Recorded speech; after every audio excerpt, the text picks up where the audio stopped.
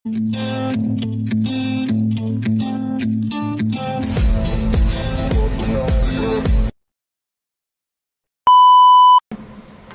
this is Jangoloy. Welcome to my YouTube channel, Javidi TV Channels. Alam ko medyo maaga pa guys pero maraming salamat. At sa mga hindi pa na-subscribe, please do like, share, and subscribe to my YouTube channel. Sa mga hindi pa nakaka-subscribe guys, baka naman. Yun lang naman ho. Sorry, inagahan ko na. Baka makalimutan ko. Pero salamat po sa lahat ng mga nag-subscribe. Thank you so much sa mga nanonood. At walang sawang nanonood, sa mga na-aksidente dyan na mapindot ang aking channel. Maraming po salamat. Kung mahilig ka sa sapatos, okay na rin dito. Travel eating, I'm doing content traveling eating sometimes. But I'm more on shoe. And yun lang. Kung ano yung nakita nyo na sa content ko, that's my lifestyle. No, parang enjoy life lang, di ba? After your work, o may problema, stress, depressed, kailangan enjoy lang natin ang buhay natin. Kasi, di ba? Kung magmumukmok tayo, walang mangyayari. Kaya, kung hindi ka pa nakaka-move on, mag-move on ka na. Sayang ang panahon. Ang ganda ng mundo. Alright? Kung sino ka man, kaibigan. Anyway guys, gusto ko lang disclosure. This one content is about shoe again. And this company is from A6 again. Hindi nila ako pinadalhan. Hindi nila sinabi kung ano sasabihin ko sa inyo bago ko i-post sa Facebook o YouTube. And no one sent it to me. Walang ipadala sa akin. And this shoe is I bought this by my own money. Pero ang problema, itong sapatos nito ay hindi akin. This one is from women's size, women's shoe. And A6 Nusa Tri 14, the brand new shoe. Itong sapatos nito kay Miss Bejo Alonso. Pero syempre, di ba, hindi naman nag-ano si Miss Bejo Alonso, kaya ako na lang ang nag-ano. Sayang naman, kasi nga, bago lang ito.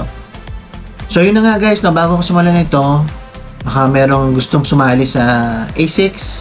So, kundi sa mga hindi nakakaalam, yung A6 Rock and Roll Fun Run Marathon, this coming November 26, Sunday. Pero hindi ko pa alam kung ano yung kung anong oras yung 5K, 10K, 21 kilometers, and full marathon, 42 kilometers. And I'll keep you update. Pero sa mga nakakaalam na, congratulations. Pero ito ang good news niya sa mga planong bumili ng sapatos. Baka ito yung unang yung kasi after pandemic, ito yung unang-una kong nasalihan ulit na fun run, kaya hindi ko makakalimutan ito. And sobrang saya, very entertaining sila. Parang nasa showbiz ka nung rock and roll na to, kakaiba sa lahat na nasalihan ko. Although iba-iba naman, no, I'm not comparing to other fun run, kasi iba naman charity, yung kagaya ng MNL, Manila rin sa festival. And shout out sa'yo, Sir Roel. Keep a good job and God bless you more. And see tayo sa October sa event. So, yun lang, balik ulit tayo. Itong ulitin ko lang guys, itong sinasabi ko ay hindi sinabi sa akin Ito ay kusang loob ko. Alright, wala nag-utos sa akin kasi nga masaya, kasi gusto ko rin ma-experience ninyo sa mga nagpaplano pa lang, yung mga bagong gusto pa lang tumakbo. Baka may isipan nyo na tumakbo sa November o pwede na kayo bumili nito. Kasi ang maganda dito guys, wala na kayong babayaran. Okay? Wala na kayong babayaran na pang fun run ninyo. Basta pag nakabili ka na ng sapatos mo, I think 6,000 o 5,000. I'm not sure guys tanongin nyo lang sa ASIC. I'm not sure. Kasi nga, basta regular price. Hindi siya sale.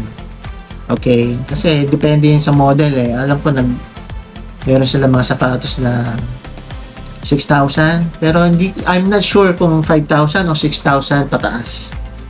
Okay, kasi kung 14,000 yung gusto mo at sale siya, hindi siya hindi siya allowed para gamitin. Basta regular price. Pero, di ba, hindi na rin masama. I-try nyo guys, ang saya. Ngayon lang naman Salamat sa inyo A6. Baka naman Yun lang. So, balik na tayo sa sapatos na to kay Miss Bea Alonso, Nusa Tri 14. Okay, pakita ko sa inyo Nusa Tri 14. Siyempre, box muna, di ba? This is unbox. Hindi ko na rin ma-experience kung ano masasabi ko dito kasi nga wala pa ako Nusa Tri ever. Okay? This is the regular box. It's a Nusa Tri. Yan. Yung colorway niya, nandiyan. Ito yung bago. This is the latest. And, supposedly, bibili kasi ako nito. Pero syempre, bago kasi ako bumili, tinatry ko muna. Syempre, nakailang sapatos na rin tayo. Alam ko na rin yung, yung gusto ko. Mas gusto ko yung stock high, saka yung mas malambot. Okay? Kasi I'm not a fast runner, no? Ulitin ko, hindi naman ako tumitingin sa pace ko. Basta, importante sa akin, nakauwi ako ng ligtas, tapos ko yung race. Kung mabibilisan ko, kung nasa mood ako at that time, okay? Kasi I'm not elite runner. Okay, hindi ako elite. So, nag-i-elite-elitan lang. Then, mali natin in the future na mag-i-elite tayo as a runner. Pero for now, wala. Hindi ako elite. Ito lang, sapatos lang. Ang gusto ko lang i-content, sabihin. Okay. Box. Tissue paper. Regular. And, Nusa Tri 14. Simulan natin. Siyempre, pag binili mo ito, may etiketa, A6 gel. Ang maganda dito sa Nusa Tri, hindi ko lang alam kung sa women's, no? Pwede kang magpalit ng shoelace o sintas. Ang ganda. Okay. Natin dyan. This one. Kwento ko lang muna guys about my experience yung na-try ko. Siyempre pagka tumatakbo ka na and marami ka ng sapatos, medyo no. Hindi mo naman kailangan na marami ng sapatos para ma-experience mo. Pero at my experience is okay naman siya. I like the colorway. Look at the upper. Para siyang Hawaii, no? Ang ganda, parang camouflage na hindi maintindihan. Ganda.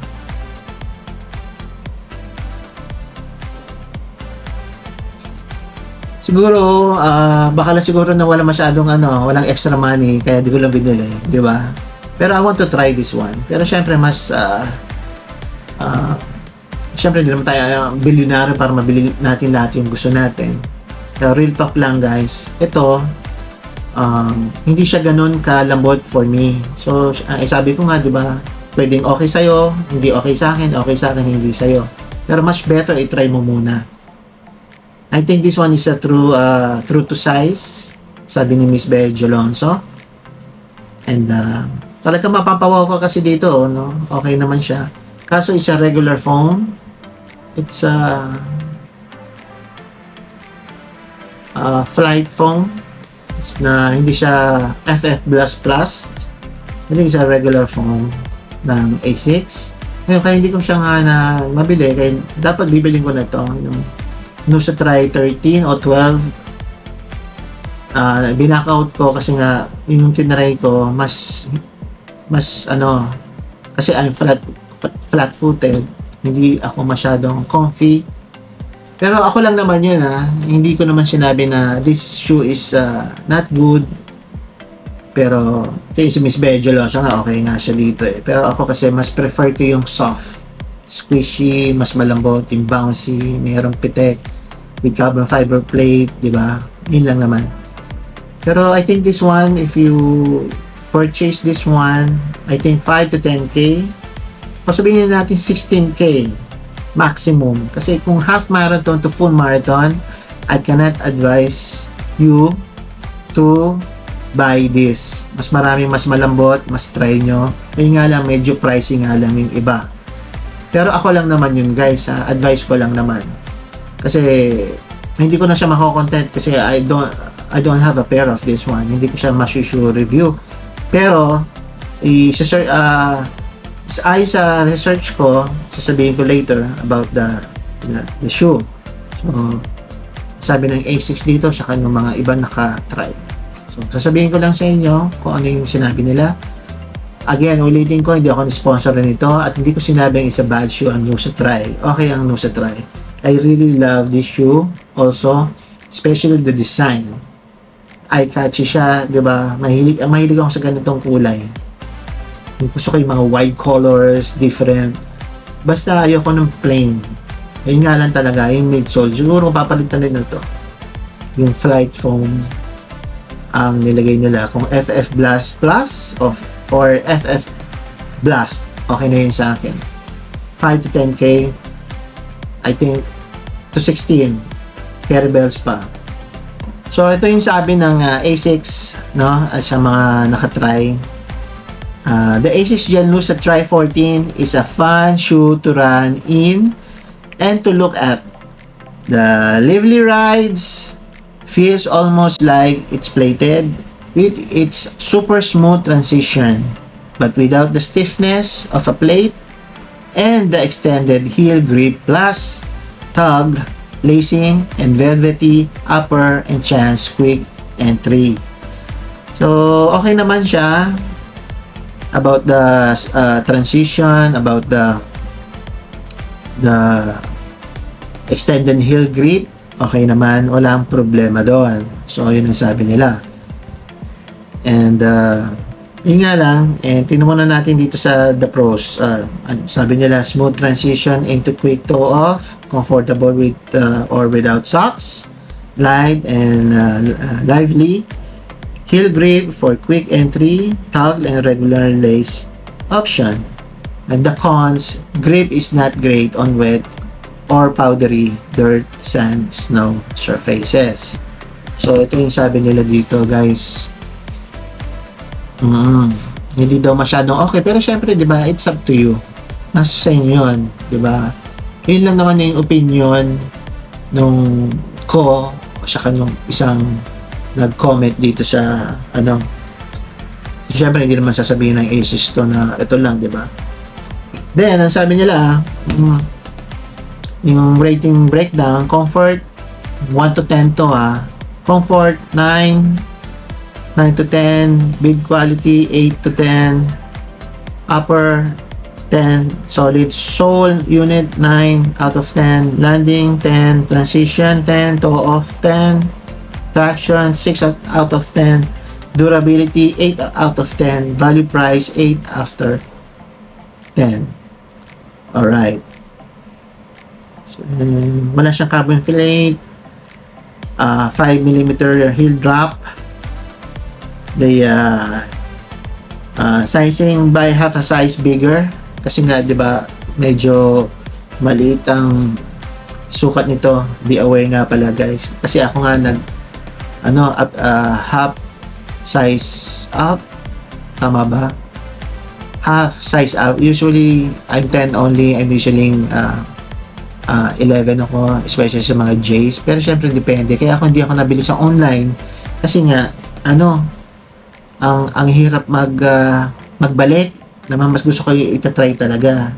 So napansin ko nga sa ASICS, maliit ang sukat. Siguro Japanese maliliit talaga, di ba, sa Asian. Pero sila yung parang talaga, for me, sila yung Nike sa Asia. So sana Pilipinas magkaroon din. Ang word balance sana mag-improve. Shoutout sa inyo, word balance. Ako, size 11 ako, minsan nag-11 and a half, and size 12. Alright. Amount of medium cushioning, cushioning, medium cushioning, stability, some stability, flexibility, medium. Okay, sa paggamit nito, racing, speedboard, daily training, it's okay, wala naman. And sabi nila dito, this is a fabulous shoe for triathlon athletes, barefoot runners, and everyone else with neutral, slow stability needs. ASICS highlights it for 10K, which is about the farthest I enjoy running in this shoe. Sabi niya, as a fast shoe, it shines to speedboard in races, but it's comfortable for average pace, mid-distance runs as well. So, yun lang naman ang aking pagkakaintindi dito. So, okay naman siya.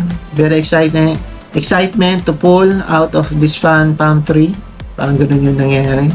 Palm tree pala to, parang Hawaii, no? Then, merong a little lower town with the added touch of my indigo colorway. Yes. I'm not aware sa mga color. Then, yun lang. That is my konting na research dito. Sabi ng A6, saka sabi ng isang nag-content nito. Then, sinabi ko lang naman sa inyo in Tagalog version way. Yun lang. And, yun. Marami din ako nakikita bumili nito. And, ginamit sa fan run. So, yun lang naman guys. Ulitin ko lang. Sa mga hindi pa subscribe, please do like, share, and subscribe to my YouTube channel. Kung nag-enjoy naman kayo dito sa content ko, please do like, share, and subscribe na rin. And maraming salamat. Nagsabayan tayo, gawa na mabuti. Pag gusto, may paraan. Pag ayaw, maraming dahilan. Maraming salamat and see you in the next one. Takbo-takbo tayo, baka may stroke ha. Alright, peace.